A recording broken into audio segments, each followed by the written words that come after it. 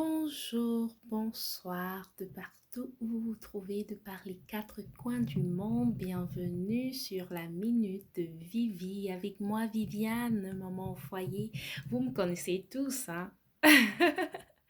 Oh, je suis tellement contente de vous revenir aujourd'hui avec une nouvelle vidéo et cette fois-ci, après avoir parlé de la pensée positive, j'ai décidé d'aborder un autre sujet comme ça pour aider tout le monde parce que dans la vie, tout le monde passe à travers des échecs.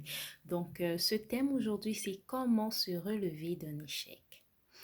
J'ai relevé comme ça pour vous quelques petits points pour pouvoir nous aider à sortir d'un échec gagnant. Donc, l'échec, il ne faudra pas le voir comme un échec, mais plutôt comme un succès. C'est déjà une chose de réussir, le fait d'échouer. Premièrement, pour pouvoir se relever d'un échec, la première chose à faire, c'est accepter le fait que on a échoué. Il faut éviter le déni. Il faut accepter que ça n'a pas marché. Ici, ça n'a pas réussi.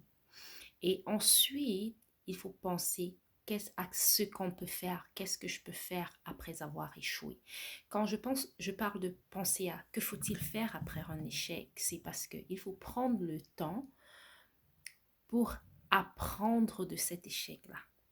Il ne suffit pas juste de dire j'ai échoué, puis c'est fini. Non, ça n'aura servi à rien.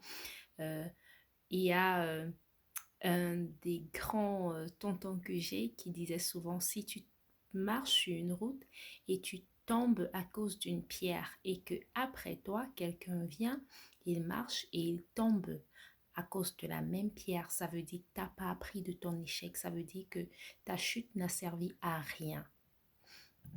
Et c'est très important de savoir ceci. Dans la vie, il est impossible de réussir sans connaître un échec, sans passer par un échec, parce que c'est l'échec qui nous fait connaître c'est quoi nos points faibles. Donc, c'est grâce à l'échec qu'on apprend des stratégies de comment faire pour pouvoir réussir. Donc, l'échec, il ne faut pas le voir comme la chose la plus grave qui puisse nous être arrivée. Il faut le voir comme, j'avais dit la dernière fois, c'est comme un pont vers le succès. C'est comme ça qu'il faut voir l'échec. Et puis, il faut prendre du recul pour pouvoir toujours se relever d'un échec. Il faut prendre du recul sur ce qu'on vit. Il faut prendre du recul pour dire, mais pourquoi est-ce que ceci est arrivé? Il faut analyser le parcours, analyser la situation. Il faut pouvoir trouver des causes à cet échec. Je relève comme ça quelques questions pour vous que c'est souvent bien de se poser lorsque on ne réussit pas quelque chose. C'est qu'est-ce qui a provoqué cet échec? Ça, c'est une des questions. On peut se demander à quel moment est-ce que j'ai perdu le contrôle? À quel moment est-ce que j'ai perdu le contrôle de mon couple, de ma famille, de mon emploi? Parce que les échecs, c'est à beaucoup de niveaux de mes études.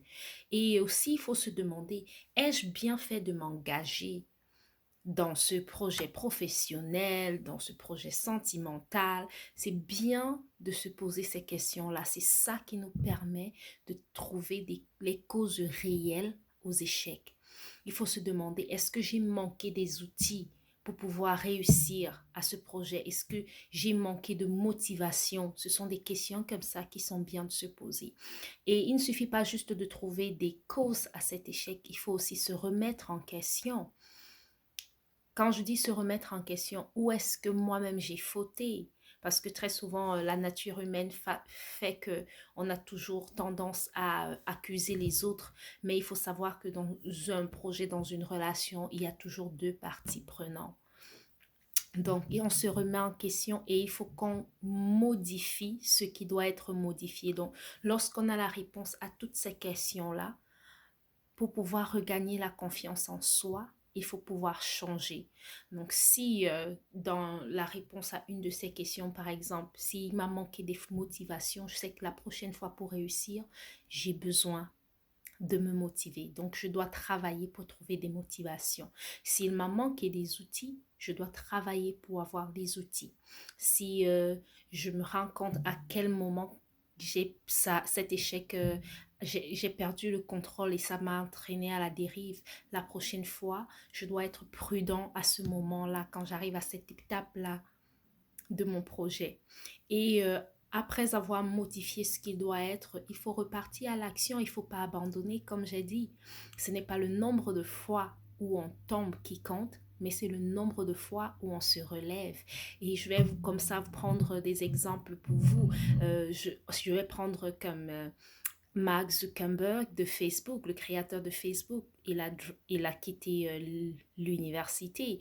Euh, Beaucoup de ces personnes-là qui ont créé, inventé et tout, ils ont eu des échecs, ils sont passés à travers des échecs, comme j'ai dit. Il n'y a pas de succès dans la vie si on ne passe pas à travers des échecs. Ils ont eu des moments très difficiles.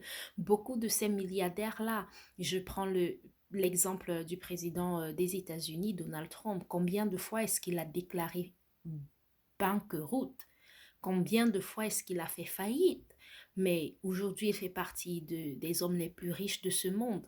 Donc, il faut vous dire, il faut apprendre de nos échecs pour pouvoir se relever de ces échecs-là et en sortir gagnant.